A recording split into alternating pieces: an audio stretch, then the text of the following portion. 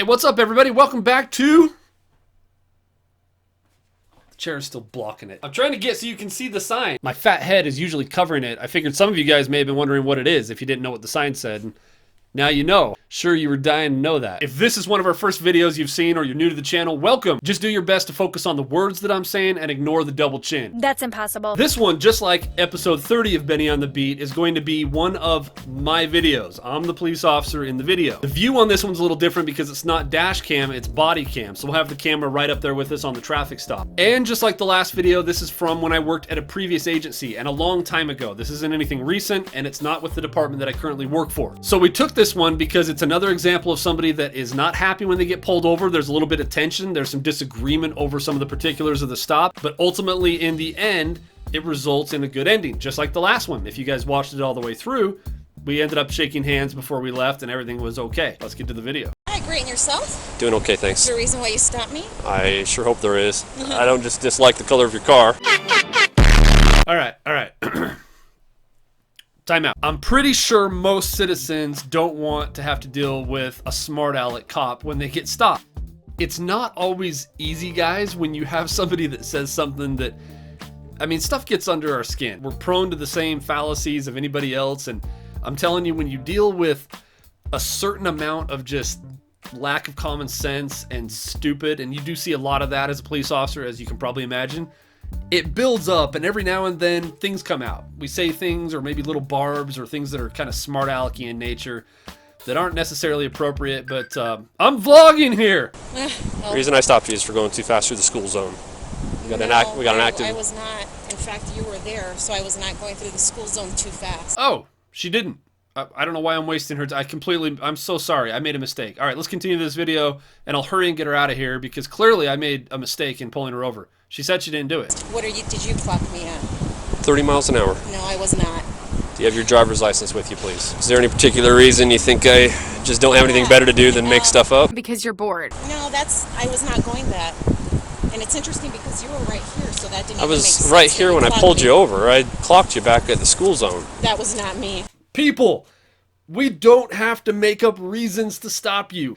It's easy enough to just stop the people that are in fact speeding. That was not me. Okay. And also the calibration on those isn't always not. Here's my insurance. Thank you. Do you have your driver's license with you or just have the number memorized? Now help me out. Most of the encounters I have when I stop people, believe it or not, are actually very positive. People are understanding.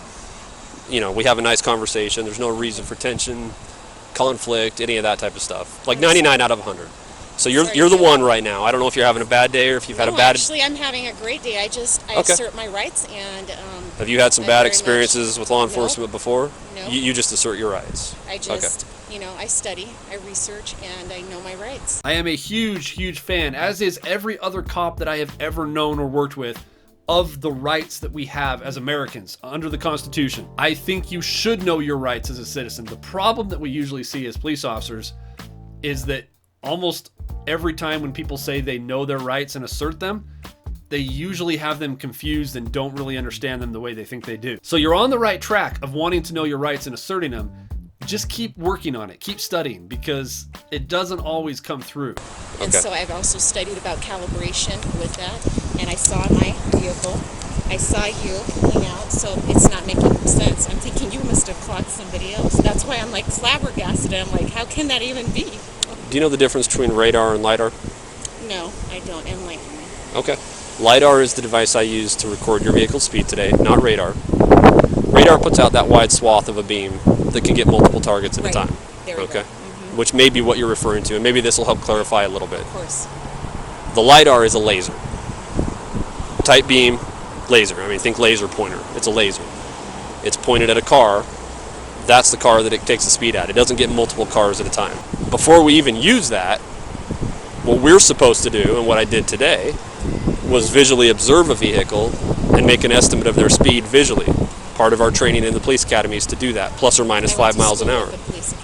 Okay, so you're familiar with that. All right, does this sound familiar? If you watched the last video I keep referring to, I talked about the exact same thing with them, and this is a big thing on that video that I think got misunderstood from the kid and his parents.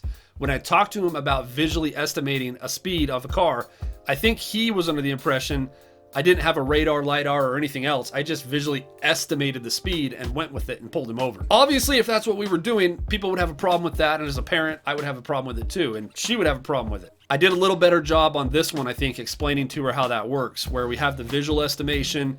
That's what we go off of first. And then we use the radar, lidar, or some kind of speed detection device to confirm what we've already estimated. That is simply to confirm what we've already determined in our mind based on the training that we've received. I didn't do a very good job explaining that to the kid in the first video, which led to his parents thinking that we had just made it up.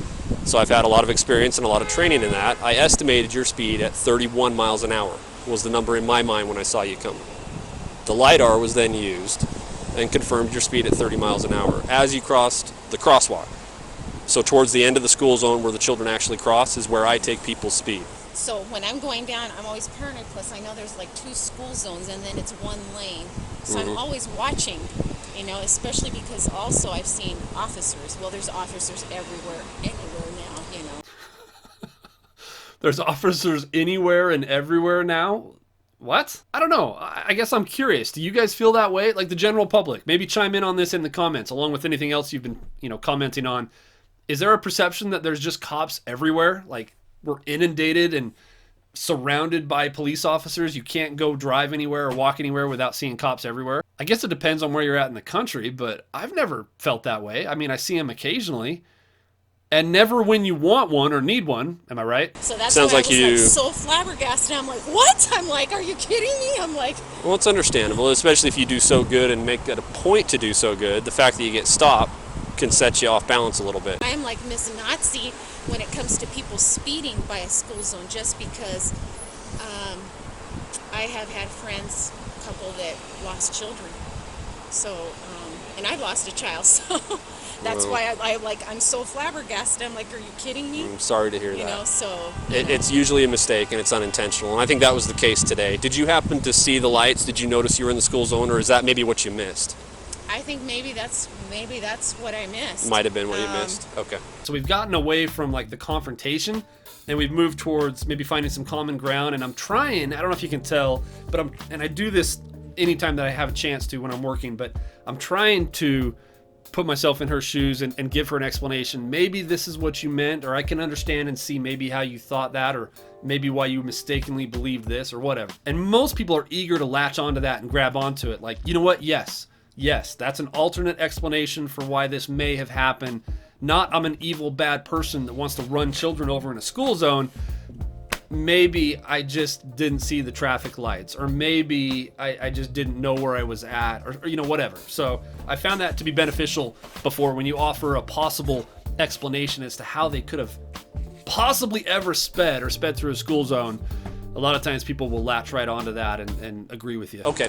All right. Well, not to take up any more of your time than necessary, give me a moment to just check a few things, see what we can work out. Just relax for a few minutes and I'll be right back. So just for future reference and more of an educational thing, and since you... I appreciate that more than you know. So, and I think I might see where your confusion and frustration came from if you thought I was behind you and wondering how I got a radar lock. This is a handheld device. So I was sitting in the parking lot with my tip of my car facing out towards the road, and I was using this pointed out, tracking people coming along the road.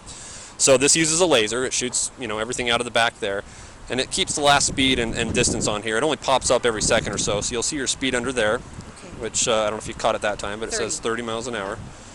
And that gives you the distance. So it was at 340.7 feet from this to the front of your car, which is where you cross the crosswalk there. And that was your van. And we just point it right at the front of the car. It's nice for us, and it's nice for people that are being stopped, in a way, if you'll understand what I mean, because there's no ambiguity about who it was. There's no mistaking that it was another car. It's a laser. It's not a vague... So it's the appropriate and best device to use in busy traffic, because it takes away that guesswork as to, was it you on the radar or was it not? Does that help a little bit? Yes. Okay. It does. All right. So what I'm going to do is I'm going to cut you a break where I can on this, while still holding you accountable for the violation, like I mentioned we do. Okay. So this shows the reason I stopped you: speeding in a school zone, 30 and a 20. Out of that, I'm only going to cite you for half of what you were doing to try to minimize that for what it's worth. I appreciate that. Maybe a quick point on this one, because we did have a few comments on the last video. People brought up that I don't have a right and it's illegal to change the speed on the citation, that I'm actually in the wrong for doing that. It depends on the court system where you're working. It depends on what the judges will allow and what the attorneys that will prosecute these what they allow and what their procedures are.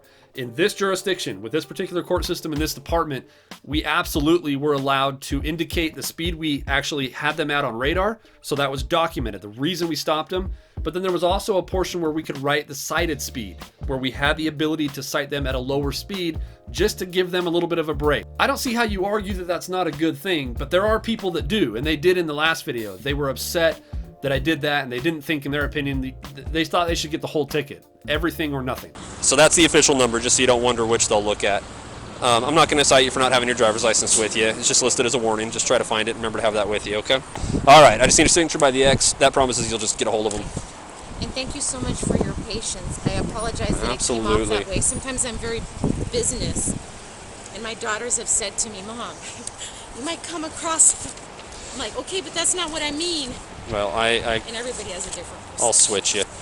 I understand, and that's why I asked the follow-up question of, you know, we catch people at the worst time sometimes. Sometimes it's a bad day. Sometimes they just got pulled over a week ago and it was a terrible experience. Anyway, I appreciate you being able to come down on that, and we figured it out. So I'll get out from your hair. Let me get out from behind you before you back up. Thank you so much. All right, thanks. Have a great you day. too. Drive safe. I like how we both were able to come to this place of understanding with each other, and she was really, really cool at the end. She was very mature about it and was able to recognize, you know, some of her own tendencies to maybe, she said, go all business, I think is the way that she put it. I guess I hope for those of you out there that are in this career, maybe you can take one or two things from these that you like that I did, and you can just add that to your toolkit as far as how you talk to people. There's certainly things that I can and should have done better, no question about that. This is, you know, earlier in my career, and hopefully I've learned a few things from then, but it had a good result. It's so easy to forget what it's like when you're in the driver's seat and get lit up and pulled over, when you're the one that's doing it all the time. It's easy to forget that. So you've got to try to keep that empathy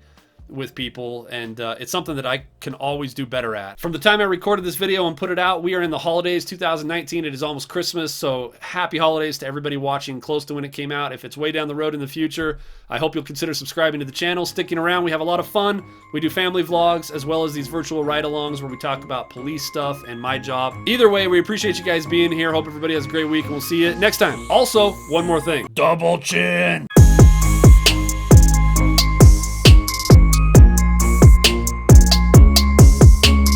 Yeah, I won't do a foot long, but I'll do a 6-inch brisket, cheddar, cheese, whatever. That'd be good. With some chips, salted vinegar, something like that. All right. And a drink.